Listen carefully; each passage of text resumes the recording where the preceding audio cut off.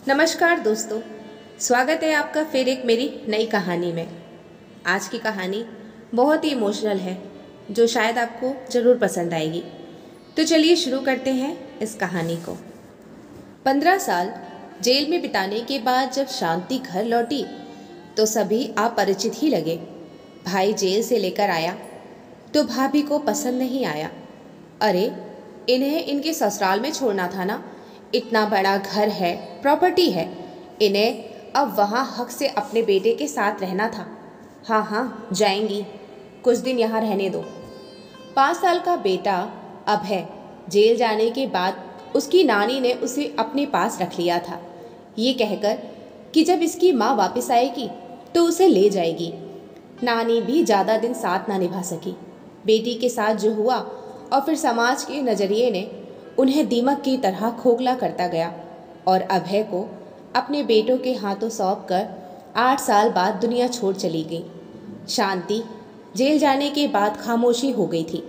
भाई और बेटे से 1-2 बार मुलाकात के बाद उसने अपने भाई से भी कह दिया, भैया आप अब अभय को लेकर यहाँ मत आया कीजिए, जेल के माहौल में उसे आना ठीक नहीं।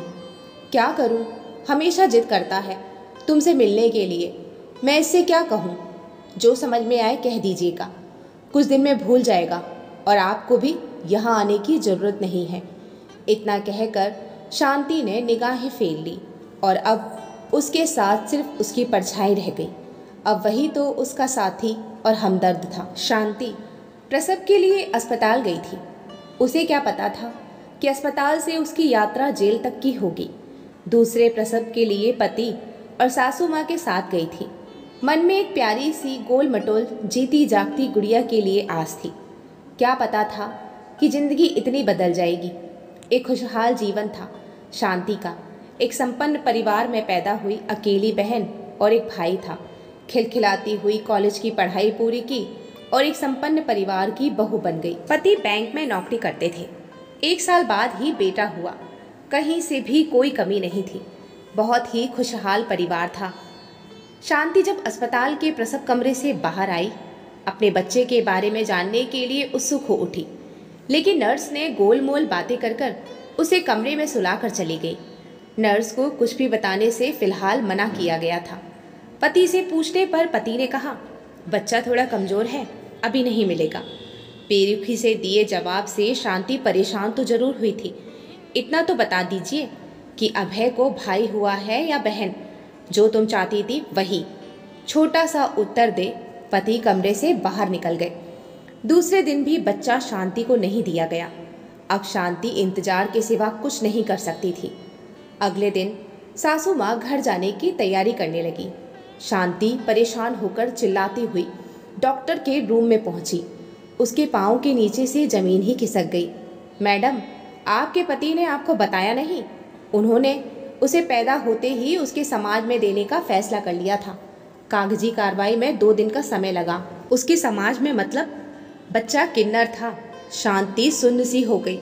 पति ने इतना बड़ा धोखा दिया। किसी तरह कमरे तक पहुंची। आते ही पति ने कहा, शांति तुम मुझे गलत मत समझना, इस बच्चे के लिए अच्छा यही था कि वह अपने समाज में पले। इतना सुनते ही शांति आपे से बाहर हो गई और पास खड़े पति को जोर से धक्का दिया। पति वहीं बेड से लगे लोहे की सलाखों पर जा गिरे। उनका बैलेंस इस तरह से बिगड़ गया, लहूलुहान हो वो वहीं पर बेहोश हो गए। डॉक्टरों ने बचाने की बहुत कोशिश की, पर होनी को कौन टाल सकता था। ससुराल वालों ने तो हत्यारे ही घोषित कर दिया और सास ने स्वयं ही पुलिस बुलाकर शांति को सौंप दिया। एक नारी के दर्द को दूसरी नारी समझ ही नहीं पाई। शांति की नीयत पति की हत्या करने की तो नहीं थी। क्रोध भले ही जायज़ था, लेकिन कानून की किताब में माँ की व्यथा की कोई जगह नहीं है और आजीवन कारावास के रूप में 15 साल की सज़ा भुगतनी पड़ी। उसके नाम के आगे जुड़ गया हत्यारे। शांति को जेल की सज़ा का कोई गम ना था, क्योंकि जो सज़ा तकदीर ने उसे दी थी उससे बड़ी सज़ा तो कोई हो ही नहीं सकती।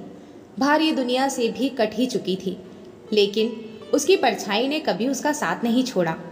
इस अंधेरी जिंदगी में से परछाई तो उसके साथ थी। यादों को भी वह अपने साथ नहीं रखना चाहती थी, लेकिन उन्हीं यादों में था अभय। अभय अब 20 साल का हो गया था। वह मेडिकल की पढ़ाई कर रहा था। उसकी पढ़ाई का खर्च उसके पिता के घर से आता था। मामा ने कानून का सहारा ले ऐसा इंतजाम करवा दिया था। छुट्टियों में वह मामा के घर ही आता था। घर आते ही शांति की नज़रें अभय को ढूंढ रही थी, लेकिन जुबान बंद थी। तभी भाभी ने अंगारों से दहकते बातें कही। अभय अपनी माँ को मरा हुआ समझता है, मिलने की जिद कर रहा था। कुछ समझ में ही नहीं आ रहा था तो हमने कह दिया कि तुम्हारी माँ भगवान जी के पास चली गई है, तभी से वह तुम्हें मरा हुआ समझता है। शांति ने कांपती आवाज़ से पूछा, और वो बच्चा? उसे शायद पुलिस ने अनाथालय में रखवा दिया था। शांति के विधाता की बनाई अपनी किस्मत पर नहीं चाहते हुए भी 2 बूंद आंसू टपक गए।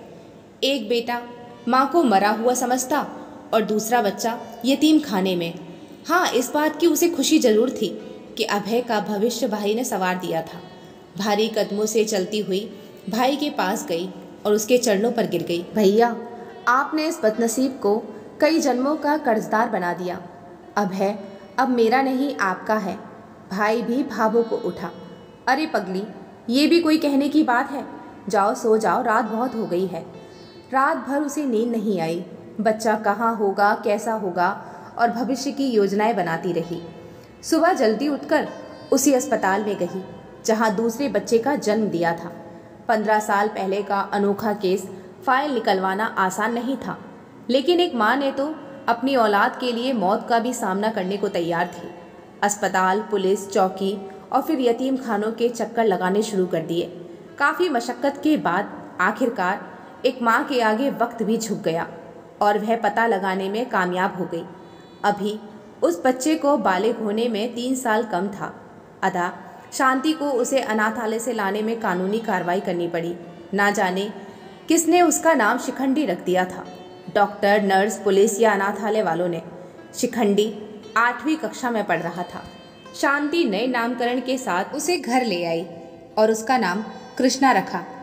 आते ही शांति अपनी भाभी से कहती है, भाभी, अब तक आप लोगों ने इतनी मेरी मदद की, थोड़े दिन और अपने घर में इस माँ बेटे को रहने की जगह दे दो। मैं अब कुछ करना चाहती हूँ, हमेशा आपके ऊपर बोझ तो नहीं बन के रह सकती। शांति किसी भी तरह की नौकरी ढूंढने लगी। परिचितों के माध्यम से एक बुजुर्ग महिला की देखभाल करने की नौकरी मिली जो बिस्तर पर आ गई थी। सेवा धर्म समझ शांति उसकी देखभाल करने लगी, जबकि इसके भाई को ये नौकरी पसंद नहीं थी। वहीं से शांति ने शुरुआत की और अपने कृष्णा को अच्छे स्कूल में पढ़ाने लगी। कृष्णा भी ऐसी माँ पाकर निहाल हो गया। धीरे धीरे शांति नौकरी के साथ छोटे बच्चों को ट्यूशन देने लगी, लड़कियों को नृत्य सिखाने लगी। शांति नृत्य में बहुत ही होशियार थी, कई डिग्रियां उसे हासिल थीं। अब वह एक नृत्य स्कूल में नृत्य शिक्षिका बन गई। अभय से ये राज छुपा ही रहा और अब वह मेडिकल की आगे की पढ़ाई के लिए सरकारी खर्चे पर अमेरिका जा रहा था। शांति अभय को अब अतीत के घेरे में डालना नहीं चाहती थी। उसका अभय कहीं भी रहे, सूरज की तरह चमकता रहे, कलेजे को पत्थर बना। अब वह कृष्णा के भविष्य को संवारने में लग गई। अब कृष्णा को अपनों का सहारा मिल गया था। दोस्तों, ये थी हमारी आज की छोटी सी कहानी। आपको कैसी लगी हमें कमेंट में ज़रूर बताएं। मिलते हैं ऐसी एक अच्छी सी कहानी के साथ। कहानी यहाँ तक सुनने का आप सभी का बहुत बहुत धन्यवाद।